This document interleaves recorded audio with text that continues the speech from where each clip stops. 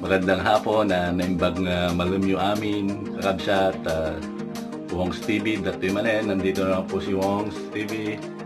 Napanood ko kasi yung usapang tinola ni Ninong Ray at saka ni Sir Banjo ng Panlasang Pinoy. May kanya-kanya silang version, so napaisip din ako. Naisip ko na bakit hindi ko lagyan ng bagoong isda yung tinola ko at tatawagin ko siyang tinolang Ilocano. Halika kayo, samahan niyo po ako.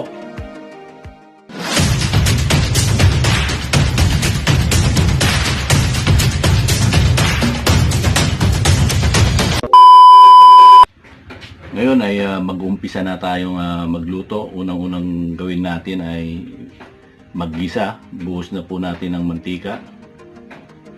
Tansyahan na lang po yung paglagay ng mantika. Painitin lang po natin saglit. Medyo linaksan ko po yung apoy para mabilis uminit.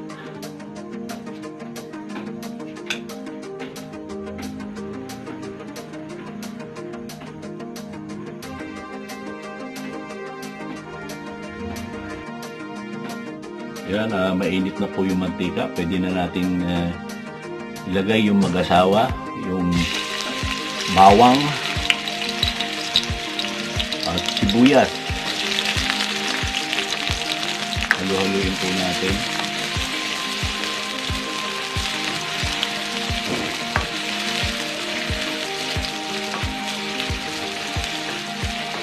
Sunod na po natin yung anak nila, si Luya.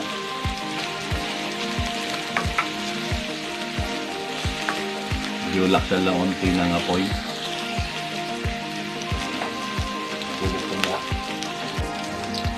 Halu-haluin lang po yung bawang, sibuyas at luya.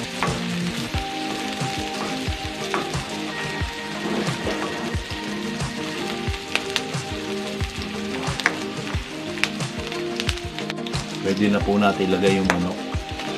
Bali yung part ng manok na ilinagay ko, puro leg. Kasi nga, ito yung favorite ko. Low fire natin. Naapat sa pirasong leg ko. Parang lima na eh.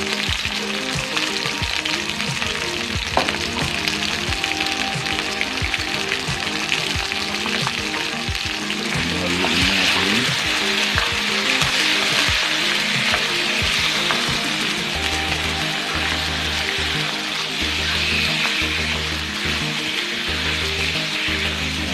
Medyo nasangkot siya na siya, pwede na natin lagyan ng sabaw.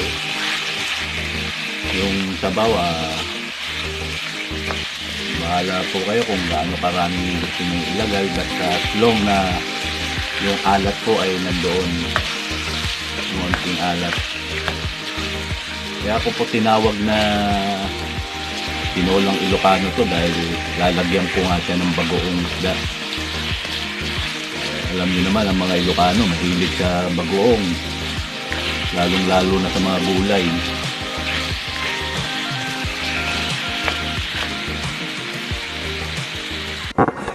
What? Bro, what are you talking about, man?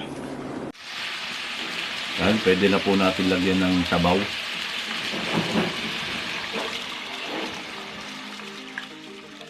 Pakuluin muna natin mga kaluto. Maya-maya balikan ko po kayo.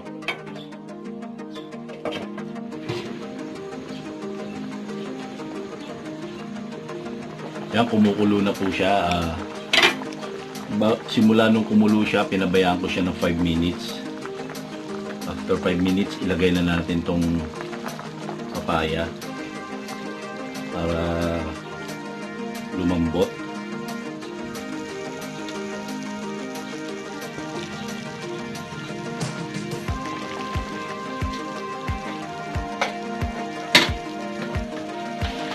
Pakuluin lang natin siya. Shout out lang ako. Shout out kay Joel Yanguas ng Sevilla, Spain. Mga subscriber natin yan. Joseph Gregorio ng Guam. YouTube channel ni Billy Benson. Puntahan po natin yan. si Sir Francis Soriano. Sir, maraming salamat sa suporta kay Miss RR TV. Puntahan din po natin ang kanyang YouTube channel. Maraming salamat po. Huwag po natin kalimutang Wong's TV. A few minutes later. Tignan po natin kung malambot na yung papaya. Naku po, matigas pa. Pakuluan po muna natin. Pagka lumambot na po yung papaya, pwede na natin ilagay yung seasoning at bagoong. After nun, pakuluan uli natin saglit. Ilalagay na natin yung malunggay, daon ng sili at yung siling panigang. Tignan uli natin kung malambot na yung papaya. Malambot na siya. Pwede na natin ilagay yung seasoning at yung bagoong isda. Yan po yung gagamitin nating pangpaalat. Hindi po siya asin, hindi patis, hindi bagoong. Haluin natin.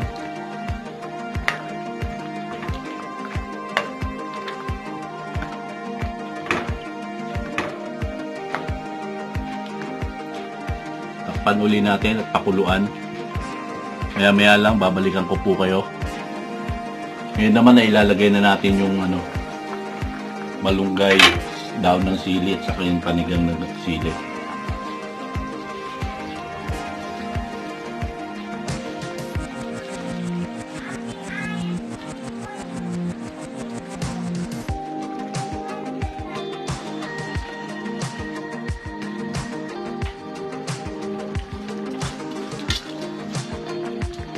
Takpan muna natin, maya balikan ko po kayo. Yan mga kaluto, pwede na po nating hanguin. Maraming salamat sa suporta ninyo sa Wong's TV. Mangantayon!